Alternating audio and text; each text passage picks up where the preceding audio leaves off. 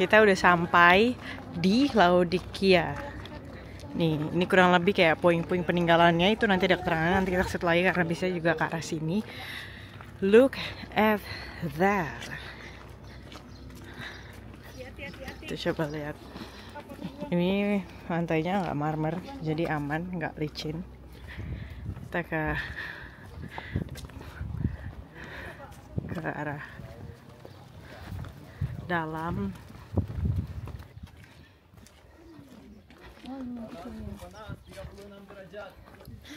Panas sekali. So, bagus itu ya, panasnya nggak bagus.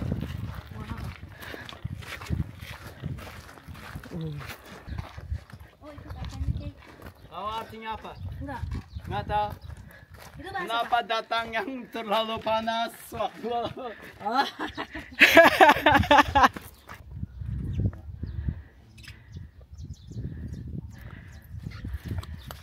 Ya. Bapak Ibu, oke, saya baca dulu yang suratnya Laodikia terdapat. Gereja yang suam-suam Kuku. terdapat dalam Wahyu 3, 14 sampai 22. Tuhan Yesus mengatakan, "Aku tahu segala pekerjaanmu. Engkau tidak dingin dan tidak panas. Alangkah baiknya jika engkau dingin atau panas. Jadi karena engkau suam-suam kuku dan tidak dingin atau panas, aku akan memuntahkan engkau dari mulutku." Oke, ya baik. Terima kasih udah dibacakan. Ini jadi kita ada di lokasi Jemaat Laodikia. Ini dengan demikian ada tujuh gereja dalam Wahyu pasal 2 dan 3 itu sudah lengkap ya. Ini ditulis, semua pesan ini ditulis, dikatakan bahwa itu dari Mesias Yeshua ya. Kalau di Alkitab itu dicetak merah, itu kata-kata Mesias Yeshua. Jadi di sana dikatakan firman dari Amen. Amen itu artinya dalam bahasa Ibrani itu ya certainty, ya begitulah, ya benar demikian, verily. Jadi yang dengan sesungguhnya begitu ya. Ini dikatakan dari saksi yang setia dan benar, permulaan dari ciptaan Elohim. Nah ini harus dipahami bahwa dia yang pertama yang dengan firman segala sesuatu dijadikan. Itu Yohanes 1 pasal 1 ayat sampai 3. Jadi Yeshua adalah firman, dan oleh firman itu langit dan bumi diciptakan. Itu maksudnya. Kemudian pesan kepada jemaat Laodikia, sekali lagi perkataan ini dari dua kata Yunani, dari Laos, Lau itu dari Laos, artinya umat atau rakyat. Kemudian dike itu hak. Jadi artinya itu seperti menunjukkan bahwa ada hak umat, begitu ya. Jadi seperti demokrasi atau apa yang dia ingin lakukan. Lalu di sini dikatakan pesannya, semua pekerjaan jemaat itu sudah diketahui oleh Mesias. Tetapi ternyata penilaiannya tidak dingin dan tidak panas, alias suam-suam kuku.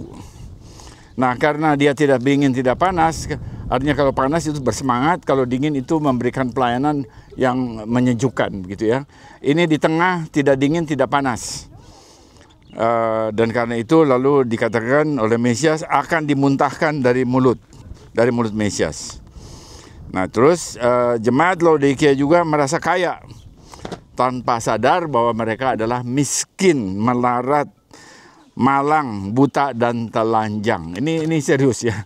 Ini banget bahwa ada gereja-gereja, dan juga kita harus introspeksi apakah juga jemaat kita juga merasa hebat di bidang berbagai bidang, tapi ternyata itu semua kebanggaan manusiawi, bukan yang dikehendaki oleh Tuhan. Jadi itu dikatakan merasa kaya tanpa sadar sebenarnya melarat, miskin, malang, buta dan telanjang. Lalu sarannya membeli emas yang dimurnikan dalam api supaya menjadi kaya. Artinya emas itu menjadi logam mulia melalui api. Jadi dengan perjuangan, dengan mengatasi pencobaan, dan kemudian terbukti bahwa dia adalah emas. Itu yang pertama ya, membeli emas, jadi memakai sesuatu yang murni. Kemudian pakaian putih untuk menutupi ketelanjanganmu. Jadi pakaian putih itu adalah kekudusan biasanya.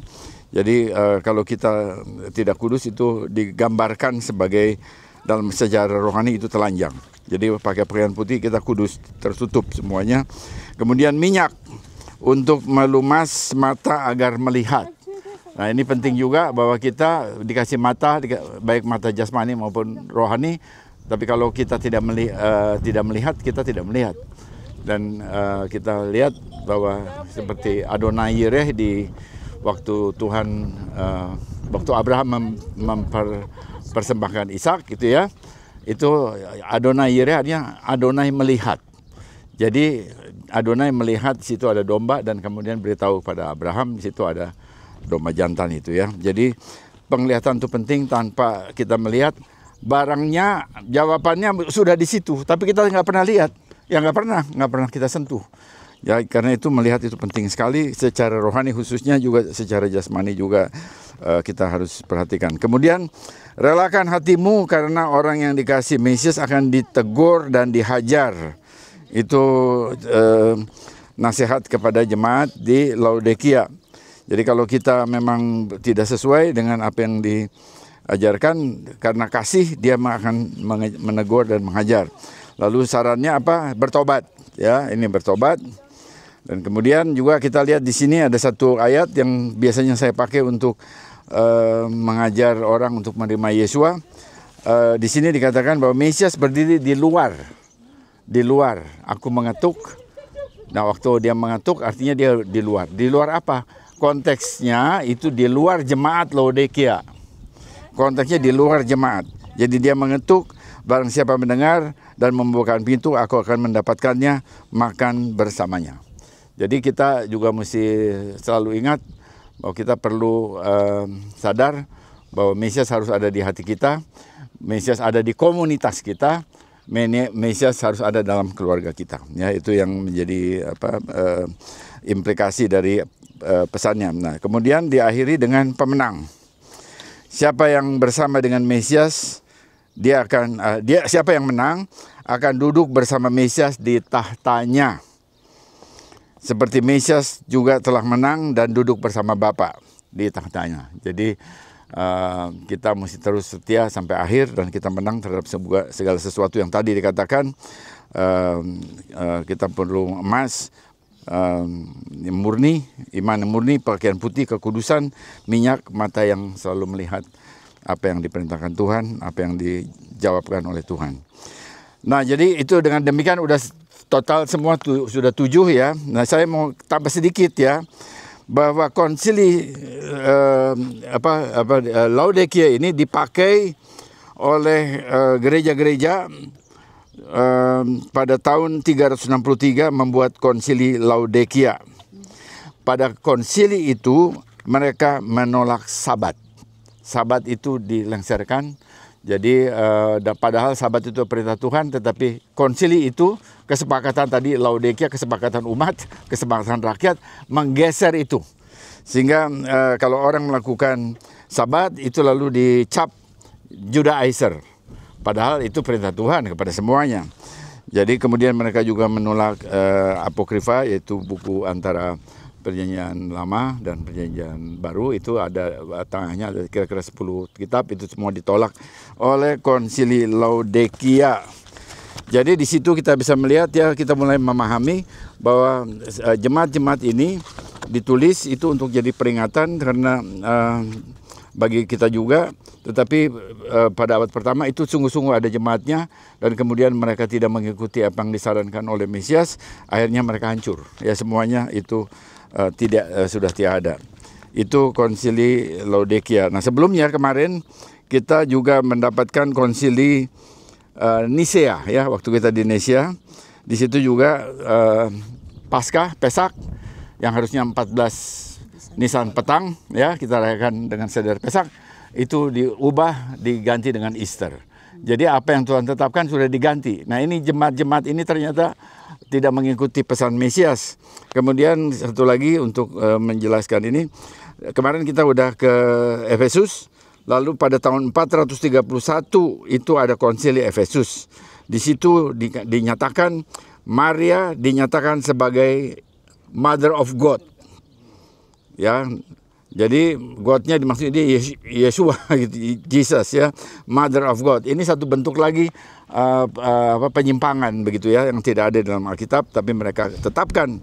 Kemudian dari situ lalu maju satu langkah lagi, mereka memahami, mengajarkan Immaculate Conceive.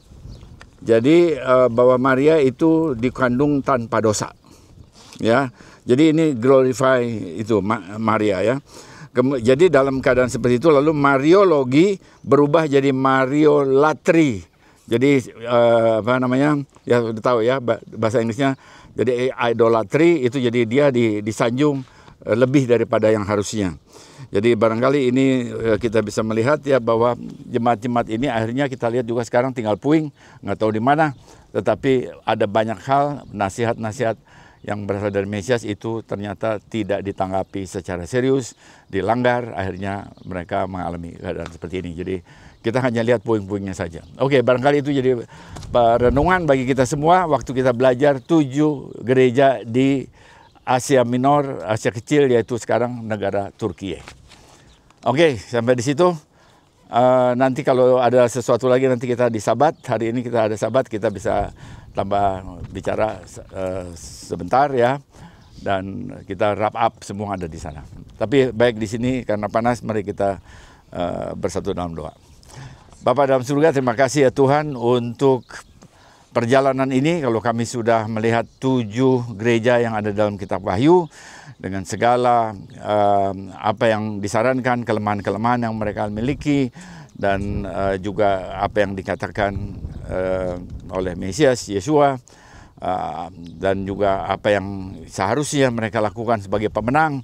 Kami boleh belajar itu untuk menjadi bagian dari kehidupan rohani kami, mendorong kami untuk menghidupi semua perintah-perintah Tuhan, tetap setia dan hidup dalam kekudusan, dan karena itu kami boleh ada dalam kemenangan yang Tuhan janjikan. Terima kasih Bapak, biar kami semua boleh sesuai dengan kehendak Tuhan kembali ke Indonesia dengan bekal rohani, supaya kami boleh menjadi terang, menjadi kesaksian di Indonesia bagi kemuliaan Bapa di surga. Di dalam nama Mesias Yesua kami berdoa dan mengucapkan syukur. Dan semua katakan amin. Ya.